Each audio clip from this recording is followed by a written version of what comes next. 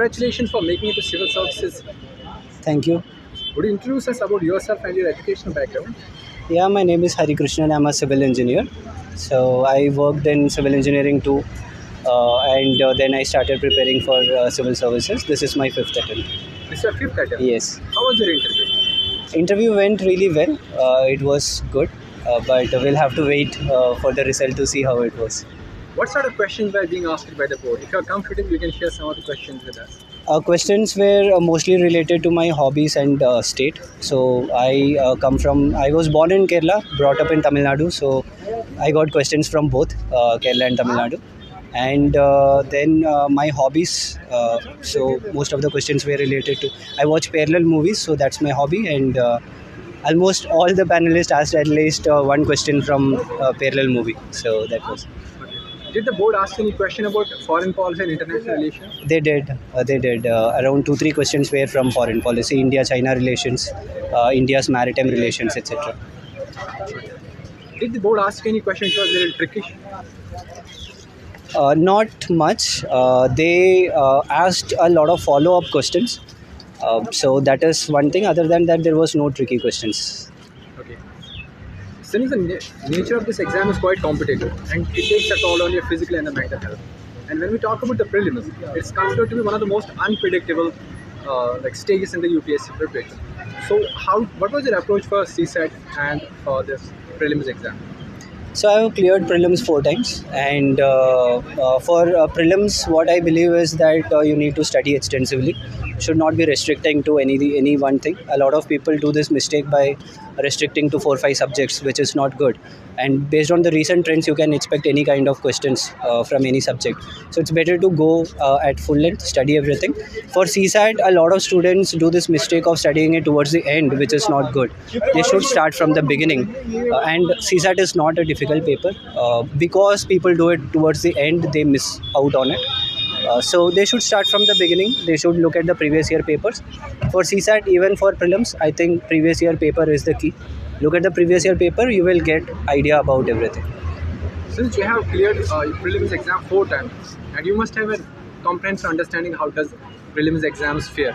So could you take us into how you started preparing for the prelims exam? So I prepared on my own. I didn't go for any institute. And all I did, as I told, it was PYQs. So I just saw last 20 years of PYQs. We know the book these days. All materials are available online. So you just go with the resources, study everything, look at the PYQs, understand what is good and bad. And towards the end, maybe you can join a test series or something, or you can practice on your own. It's up to you. But again, multiple revisions is required. Multiple revisions, and then reading extensively is important. What was your approach for the mains? Since it's a 5 days back-to-back exam and it also brings with a lot of pressure. So how did you maintain cool and prepared for the mains? And what was your strategy for the mains? For mains, you need to write. You need to write almost every day. You need to write a lot. No matter how much you study, it is not going to stop. It is not enough. So it is always better to write, practice. Good presentation is important. You can try to have a peer group where you can show your answers to them and improve based on their input too, or you can take test series. It's up to you, but I believe writing practice is very important, so that towards the end when you go for the exam you won't feel that fatigue when you keep writing. In your previous attempts, when you were writing the mains, how far have you improved in that, and what was the key, what was some of the key takeaways you took from the previous attempts as far as the mains is concerned? So in the previous attempts, my marks in mains were not very high. So that was one reason I couldn't clear. And this time, as I told, I downloaded a lot of toppers copy, and I saw what kind of approach they are doing and how their writing is, and start writing on my own, compare it with the toppers copy. So when you do that, when you come to a point where you feel like my answer is up to the mark, then you are there. So instead of taking a lot of material and studying, writing practice is very important. So that is one thing I did this time. And for writing, for appearing in the mock test and other things, what was your mode of preparation? Did you go for coaching? You did your mentorship, or I didn't go for any coaching. I did take a test series for mains, and for prelims, I have never taken any test series. But I believe you can just take a test series. That is more than enough. You don't have to go for coaching or anything. You, what was the nature of your preparation? Was it like your prelims exam and the mains? Was it separate or was it integrational? It is completely integrated, and that's how it should be.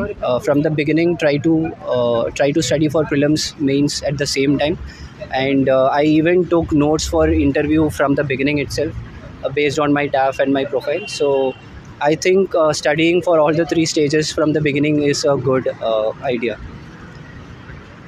Since this exam brings with a lot of pressure, what's your take on mental health and UPSC preparation?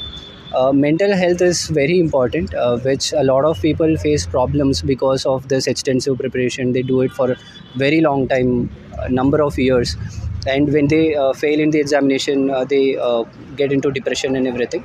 So one important thing I would say is mental health is more important than your studies. Your career and everything can come at any point, but keeping yourself cool is very important. Do follow hobbies, do go out, do not completely get cooped up in a room, have social life too. You can keep away from social media, but social life is something which is very important. Need to interact with people and everything, and taking failure as a step to success is something which is required in life and in UPSC exam too. So learn from the failures. What are your hobbies and how do you pursue your hobbies? And what is the role of hobbies in civil service exam? So my hobbies are fish keeping and watching parallel movies. So these parallel movies specifically has helped me a lot because it's about movies which tell some social idea or some take up some social issue. So it helped me in my preparation. Fish keeping, again, it calms your mind, develops a lot of empathy, develops a lot of love towards animals. So that has also helped in keeping me safe. And these are hobbies I practice on a daily basis. No matter how busy I am, I keep doing it. So this helped me to keep my mind calm, which is very important for civil services exam. Since like, what's your take on plan B? Because most of the aspirants, if they get dropped at any stage, they face a lot of mental stress and a lot of social ostracization. So, do you believe in having plan B? And what was your plan B? I do believe in plan B, but not in the beginning. At least for the first attempt, you should not be thinking about any plan B. Maybe after 2-3 attempts, if you have that financial constraints, if you want to have a financial independent life, then in that case, you should go for plan B. You can start working, but however, pursuing the preparation, if you feel like I want to be a civil servant, I would suggest do the work and give all your attempts. We never know when it will work, but once the attempts are over, you should have a proper idea of taking some plan B. So I do have a plan B. I have an idea of starting a business. I have been working in edutech for 3 to 4 years too. So my preparation is along with the job. So yes. What are some of the key takeaways from this entire preparation? Since you have been in the preparation from last 5 years. One important thing I have learned is failure is never failure. We should never take it as failure. We should always take it as a learning curve, because you learn a lot. And no matter how difficult the process goes, you don't have to leave hope at any point, because if not civil services, you will be successful in any other field. Just that you need that positive attitude. So having positive attitude, work hard, take a goal and work for it. These are some things. Do not worry too much about the results. What are some of the challenges that UPSC aspirants face during this entire preparation? Challenges, again, not having a job. When your friends are having job, you do not have job. The examination goes on for a very long time, so you keep preparing. You will be alone in a room and prepare on your own. So it is completely against the social idea of human life. So these are the problems, but there are ways to tackle it. As I told, have a hobby, go and meet friends, go out. Need to follow a lot of things along with preparation. In that case, they will be fine.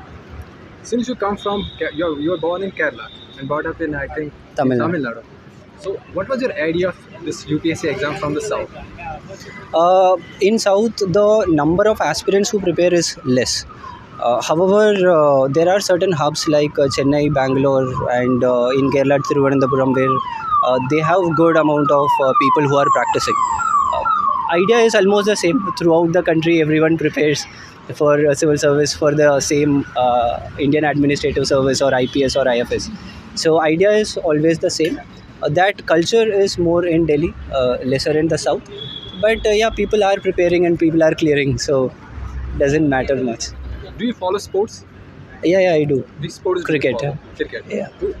Would you like to spot some of your favorite players in the cricket? Yeah, I am a big fan of MS Dhoni. MS Dhoni, Rahul Dravid, they have been icons throughout the life. Like, did you learn something from the sports person like MS Dhoni, which you have internalized during this preparation? Yes, learning from people like Dhoni or Dravid has always helped me throughout my life because it has made me very calm, developed a lot of leadership skills, developed patience throughout the preparation. So these are the things we learn from people. So observing the surroundings, observing people, and trying to learn from them is good for your preparation too.